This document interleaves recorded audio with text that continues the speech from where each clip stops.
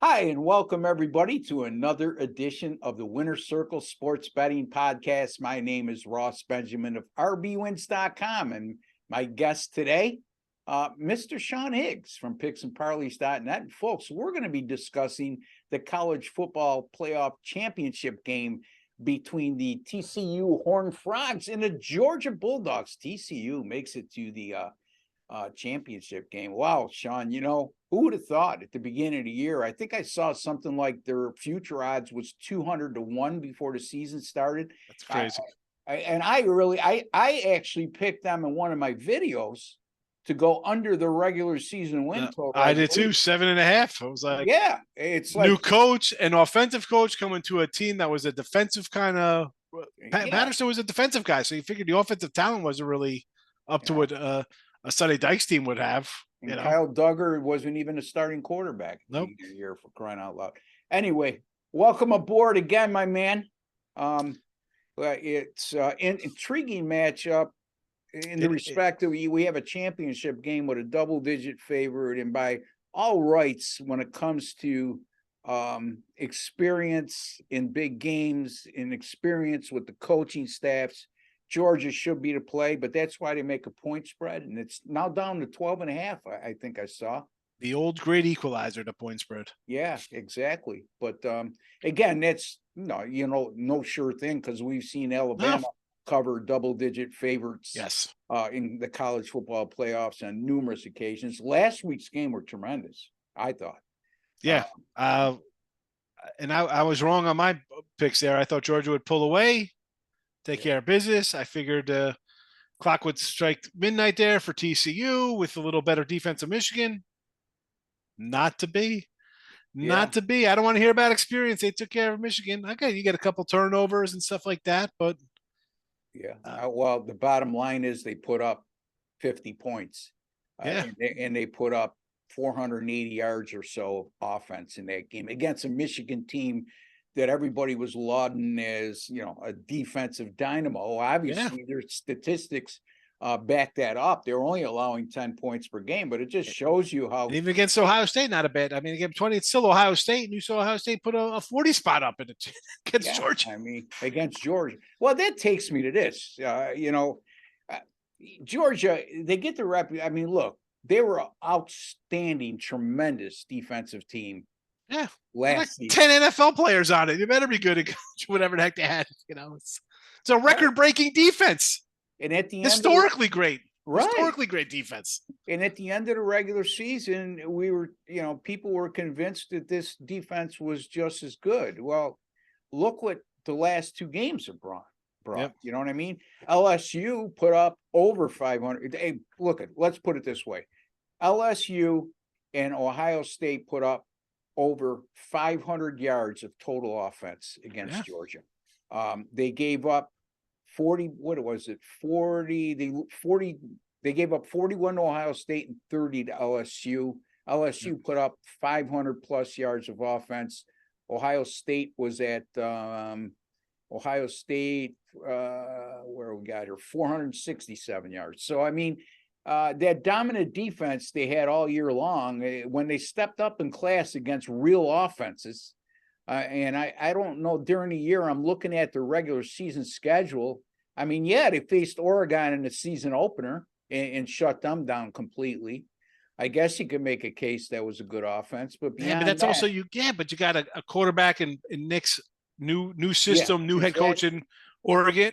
I mean, come on, they caught him at the right time. Yeah, for sure. Yeah, and then beside that, maybe Tennessee was, I guess, if you look at their season numbers, Tennessee was a good offense, and they shut them down. But even then, what do we got here? Yeah, they shut them down completely. I think it's more.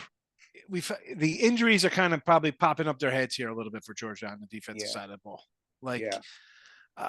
But this is a tough game for me. I haven't bet it yet. I have not bet it. Part of me thinks it's an under because this is a step up in class. I know Michigan's good, but I think Georgia's better than Michigan. But then I'm like, you know what? I got to like the over here because the Georgia defense is nicked up, and Duggan's a guy who can make some plays with his legs. Yeah. and you get a broken play here or there, or a defensive score. We saw TCU come make a defensive play. Stetson Bennett looked pedestrian. Granted, he's still going for a back-to-back championship. Yeah. And I'm like, you know what? Georgia's going to want to maybe run the ball a little more. They don't want to keep the defense on the field. Let's milk the clock a bit. But I see that as by the third or fourth quarter, you're running. These guys could bust out for 50, 60-yard runs to get to this over. Yeah. You know, yeah. so it's, I want to lean over because I think we'll see some points because of the bad Georgia defense. And I think the running game will eventually have some huge gains here to put points on the board. And the one kid, the running back for TCU is probably out, right? The kid Miller's there. But if you go back, his last 4 games, 57, 82, 72, 41 yards. Yeah. Michigan, K-State, Iowa State, Baylor. I mean, these are better defensive clubs, better teams. I mean, so is him not playing? I expect him to play. He's going to get 100 yards versus the Georgia strength is the defense, is their front 7, rushing, slowing things down. They slow down other quarterbacks who like to take off. Like Duggan's going to have to make the throws. Yeah. This is a tricky one. It's either you want to take TCU money line? Sure. You think Georgia's going to win by 15, 20 points? I could see. Yeah. 34-14 would not shock me here. But also I wouldn't be shocked to see a 44-36 kind of game either. I don't know what to expect. Well, it's a crazy year. Based on what I've seen in the last 2 Georgia games, I can't believe they'll hold TCU to 14 or less, but you never know. I mean, their whole their season resume would indicate that that's possible. But again, I'm not a big proponent of looking at things from a broad scope as far as season statistics go. I'm looking at what's happened recently. Yeah, okay, things change. Because I mean, if there's a team that's been consistent defensively and given up, I'd rather have a team that's consistently gave up 17 points a game. When I say that, their high point might have been 27, their low point they might have threw one shutout in there. You know what I'm trying to say? I could depend on a defense and trust a defense more like that than I could a defense like Georgia that was pretty much dominant for the majority of regular season action. Yes. And then has been exposed in the last 2 games in their conference championship game in the college football playoff. On the other hand, Sean, I mean, look at TCU's no bargain defensively. Come on. They give up crooked numbers. They're good for a 31 points or more in 6 of their last 12, Sean. Yes. So a lot of one-score games. We've talked about TCU multiple times on here. And I said, they find ways to win. They're there. They pull them out of the hat. Yeah. You got some defensive touchdowns there versus Michigan. You pulled it out of the hat. And the Georgia, the 71, that's what they've given up in like their last 5 games. 1, 2, 3, 4, 5. Well, you go 6 because they had a 55-0 shutout. You go 6 games, they've gave up that. I mean, that's why it's like, what happened here the last 2 weeks? Like the LSU game, because I thought, all right, backup quarterback, they had a decent sized lead. It was kind of like whatever, get some guys some reps. We're up 20 points. Who cares? You could throw some you're getting a lot of garbage yards big chunks. But then to come in and not be able to make one stop. Let's be honest. They make a stop at the end of the game here, and they cover this 6.5, 7-point spread against Ohio State. They couldn't make a stop when they needed. Were lucky they won the game outright. Yeah, I had Ohio State. Guy missed a field goal at the end. I mean, come on. And he's a reliable kicker, so. No chip shot, though. I mean, I know it's indoors, but still 48, 49s. 50, people think like 47 yards are chip shots. Yeah, when I see a guy miss that bad, Sean, I got to believe there was some misconnect between the holder and the snapper, or not getting the laces right. But you'll never know. That's a definite overcompensation. I don't know anything about kicking. The way it was just booted to the side, I think it was he tried to boom it right through and he hit it wrong and it went sideways. Yeah. Man, it was over. That's like someone, me or you line up. Somebody's like, hey, try to kick a field goal from 15 yards out. You're running, trying to kick it as hard as you can. Yeah. And instead of going straight, it goes left or right. That's what that kick looked like. You watch that, you're like, what the heck just happened here? Yeah. Yeah. Like I actually won a field goal kicking contest at one of the Buffalo Bills camp. And I hit one from my long was from 40. So Really now? Yeah, I played college soccer. Okay, so All right. I know a little bit about the kicking aspect. Look, I'm not a trained professional and know exactly why the kid missed How do you get the lift? We got to talk You about get that. the How do you get lift- the lift you over get the line? You get the lift by not Not being towing it? directly over the ball. And what a big mistake is kickers make is when they need to keep it low and get more distance than height. And that's, I think, what happened with this kid. He got over the ball, and his footwork probably had his front foot extended more than it should have been, which would have put him well behind the ball and caused him, because he was trying to kick it so hard, caused him to hook it the way he did. It's all a matter of sometimes a matter of footwork. Anyway, not his fault they lost the game because his defense gave up. Make 41. a stop. Make a stop, Yeah. defenses. Yeah. Yeah. And the other thing is, I had Ohio State as my bowl game of the year, by the way, folks. Also had the TCU game over the total against Michigan. So college football bowl season, a 12-4-1 run. Excellent. And I'm looking forward to this game as well. I will tell you, I got a strong lean toward the over in this game. You look, if you would have told me, and I'm curious to hear your opinion on this, buddy. You would have told me that at the end of the year, Georgia would be playing a game with all the marbles at stake, and the total was going to be over 60. I would have told you you're crazy. But then again, let me look here. They had one total of 61.5. That was against Kent State. The game goes under. They had a total of 62.5 against Samford, who's a FCS team. So that game went under, but I don't put any stake in that. Samford got shut out. 65.5 against Tennessee, the game goes under. But 62 against Ohio State, it goes over. And again, if you look at the numbers, the season-long numbers, yeah. I mean, but Georgia's gone over the total in the last three. We're focusing on the two games that they really look terrible in their last two defensively. But, this is also a team that scored 42, 50, 37, 45, in four of their last five. Yeah. So they can't score points. They do average 39 points a game, and they did have 533 yards against Ohio State. Yeah. And that's like that. Georgia's going to get their 40, right? You assume they're putting up 40 against the Texas Christian team that gives up. They're going to give up 30 to a good team. They give up usually 30 to a decent team. Right. That's what. And this is a better than decent team. This is a very good team. Yeah. So that's why, I didn't mean to sound like I was putting your thought process down, but no. It's just I just can't see them 14 or less in this game, or I got to think that TCU. Look, here's the thing. If you go to the sports books right now, this is mind-boggling to me, Sean. And I'm interested to hear your thoughts on this. The team total right now for TCU is 20.5, and the team total for Georgia is 27.5. Yet the total is 60. we're looking at 62.5. And the team totals are 47. Yeah. So either they're predicting a low-scoring game, or they're predicting a blowout where Georgia could win 50-10. I don't know. And like I said, man, this is those numbers alone. I mean, those are right. So I'm going to write these down for. It's 27 team totals. 27.5 for Georgia and 20.5 for TCU. I'm going by. I did a podcast yesterday at Sports Memo, and Jeff Michaels came out, and he's a sharp young kid. So I got to believe he's correct. Those are the types of numbers I really don't look at, Sean. Yeah, I'm not a big. Yeah.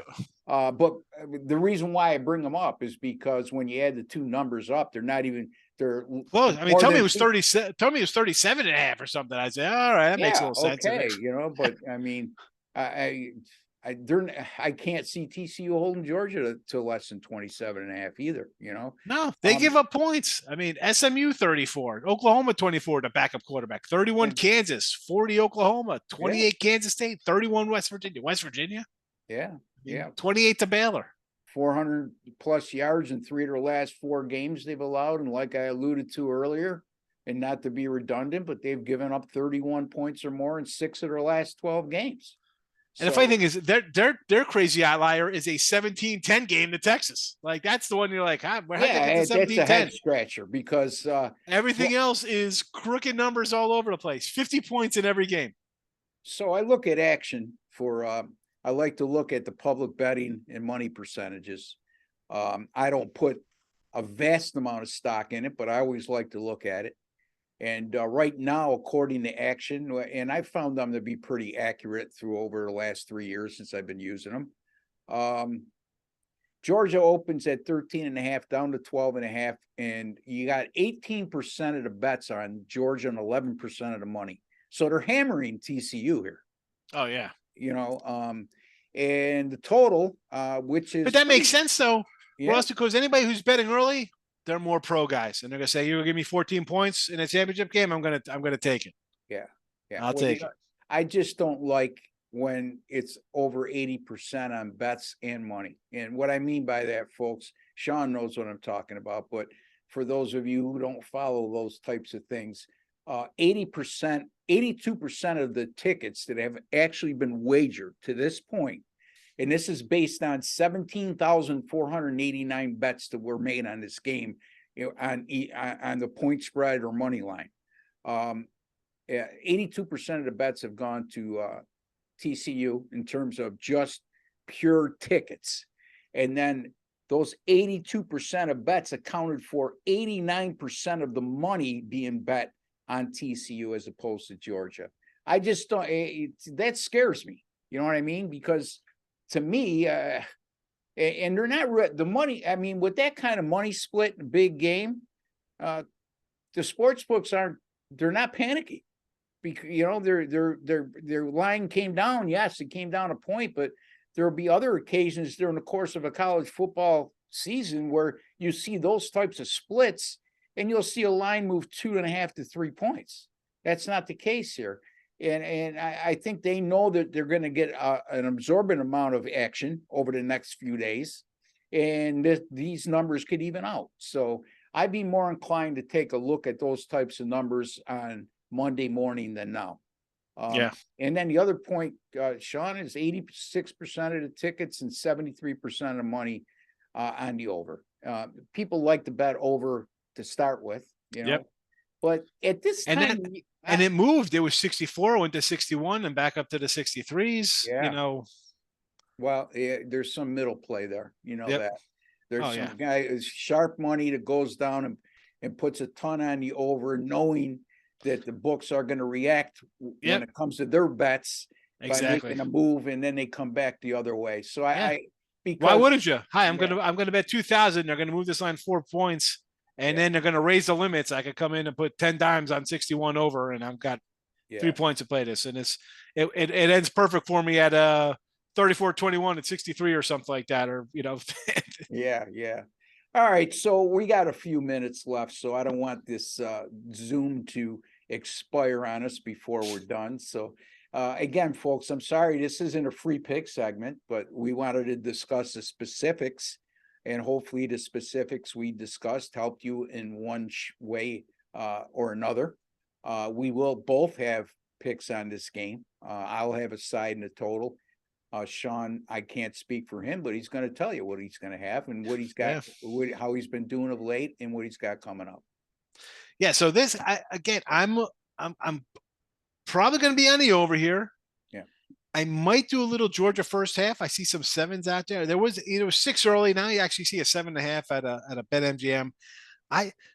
But for the game, I do not know. And there's nothing wrong with not knowing. I mean, I don't care. People think, oh, you're a pro guy, you should know. This is a tricky one. I don't. It's I'm just wondering if you put this game on a Saturday college football board with 60 other games, would I be running to it? I don't know. Yeah, I mean, I don't know. Yeah, I know.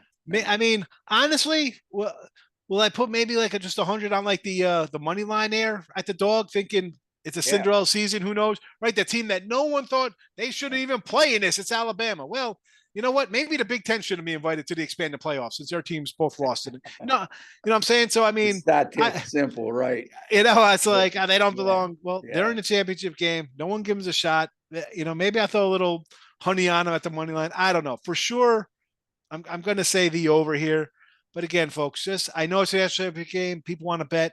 For me, it's an over right now based on the defenses of both teams. Yeah. And the offense, where I think Georgia is going to be able to exploit and get it going. But again, that goes into my worrying about my overplay, because if they're going to run the ball because they're worried about their defense, and TCU is not real good against the run. Yeah. They're not horrible, but you look when they stepped up in competition, teams have had success running the ball on TCU all year long, especially over the last 4 games. I mean, anyway, I don't mean to cut you short, but no, yeah, I know we're getting at the end of this, and folks, you can find Sean over at picksandparleys.net. The guy is a tremendous handicapper, and the numbers in the leaderboards there will indicate as such. He's a big college basketball guy. I know he's going to have a ton going for you tomorrow in college basketball. Picksandparleys.net is where you could find him. Also catches Midday Money podcast, which is getting bigger and bigger and bigger. And there's a good reason why. I love the format of that show.